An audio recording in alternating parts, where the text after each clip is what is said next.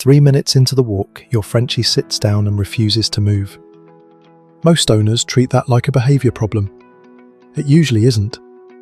That stop is information, and the last reason your dog does it is the one most people miss completely. Start with what's actually happening inside that body. French Bulldogs are brachycephalic, and what that means in practice is that every breath costs more than it should. Restricted airways, a compressed snout, a soft palate that partially blocks the throat. Before you've even turned the corner, your Frenchie is already working near its respiratory ceiling. Behaviourists and vets flag this consistently. Moderate exertion for most dogs is high exertion for this breed, and the body hits that limit fast. So when your dog slows down in the first few minutes, that's not stubbornness. That's the system regulating itself. The dog stopping is the walk working correctly. Pushing past it doesn't build endurance, it builds oxygen debt. And in a dog that already can't breathe efficiently, that debt tips into distress faster than you'd expect. But anatomy is only one layer. There's a second problem running in parallel, and it starts before you even notice the first sign of fatigue. Heat. Frenchies can't cool down the way other dogs can. Panting is the primary cooling mechanism. It's how dogs shed heat. But a dog with a compromised airway can't pant effectively, which means heat builds faster and stays longer. Add to that how low they are to the ground. Pavement in warm weather runs 15-20 degrees hotter at dog level than at your height.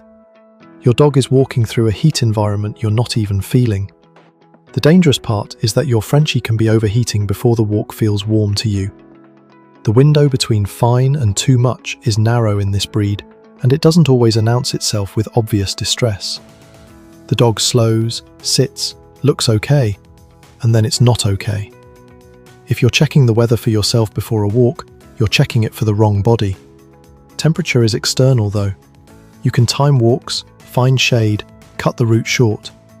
What's harder to catch is something internal, something that looks like attitude, but isn't.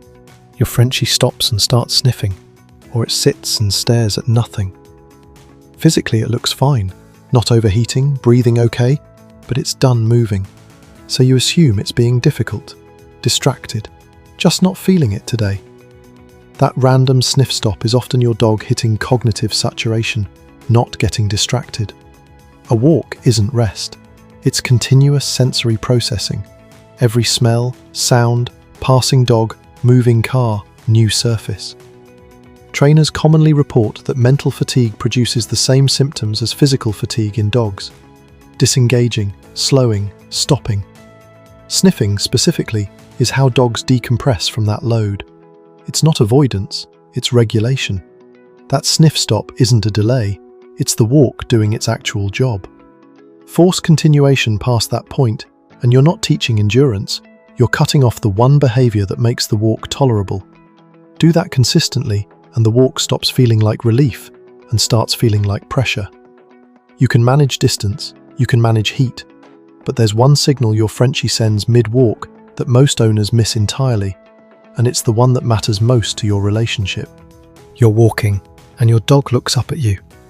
Not for a treat, not because something distracted it, just a glance, at your face, and then it slows slightly. Most owners don't register it at all. They keep moving, give a little tug, eyes forward. That look is a check-in. Some behaviourists describe it as a form of pace negotiation, the dog gauging whether you're registering what it's feeling. Dogs evolved to read human faces as a primary source of information.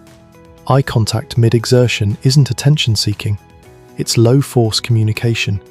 Your dog is asking, "Are you with me right now? Try something next time." The second you get that look, stop. Just stop. Don't make a thing of it. Don't redirect. Just pause. Watch what your dog does in the next 30 seconds. You'll learn more about how your dog communicates in that pause than in a dozen training sessions. The reason this matters goes beyond the walk itself. If you're the kind of person who actually wants to know what your dog is trying to tell you, not just how to manage it, this channel is for you. Because here's what happens when those check-ins get ignored consistently. You start to notice something different about your Frenchian walks.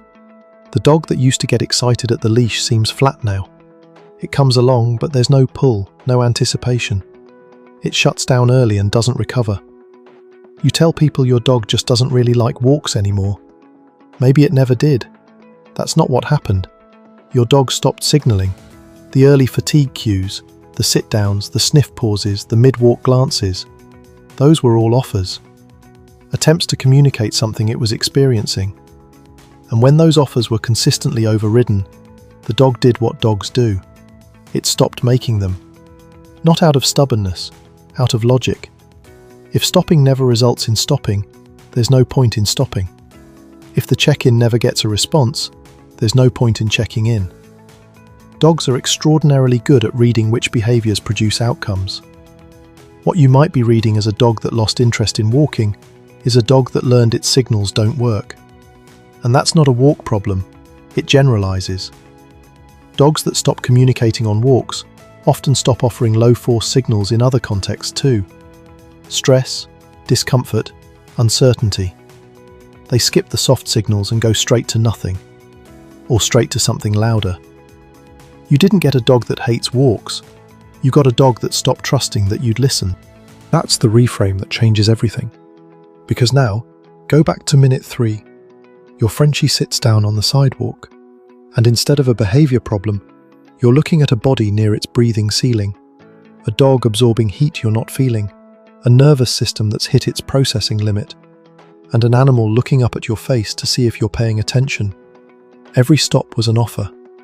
What changes now is whether you take it. A responsive walk doesn't have to be shorter, it just has to be one where you're actually listening to what's being said. That's what your Frenchie has been trying to tell you the whole time.